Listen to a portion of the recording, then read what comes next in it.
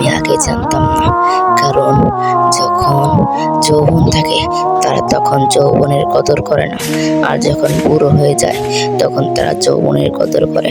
যৌবনকালে বুড়ো হওয়ার ইচ্ছা আর বুড়োকালে যৌবন হওয়ার ইচ্ছা যেমন, মানুষ যখন 15 থেকে 20 বছর বা 25 বছর হয় তারা তাদের নিজের চুল লাল কালার করায়, রং করায়, যেমন সাদাও করায় বেশিরভাগ মানুষ। তাদের ইচ্ছা বুড়ো হওয়া যৌবনকালে।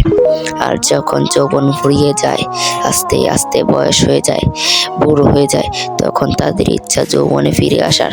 তখন রং কিনে এনে করে কালো, আর যখন যৌবন থাকে তখন রং কিনে এনে করে সাদা। এটাই হলো মানুষ আল্লাহ তাআলার নিয়ামতের শুকরিয়া আদায় করে না।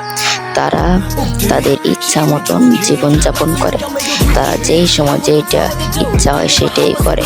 তারপরে কিন্তু আল্লাহ আমাদেরকে এতটুকু খারাপ অবস্থায় ফেলেনি।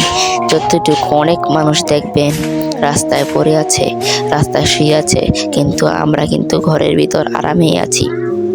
এই জন্য আল্লাহ তাআলার নিয়ামত আদায় করতে হবে এবং সে যা দিয়েছে তাই নিয়ে সন্তুষ্ট থাকতে হবে।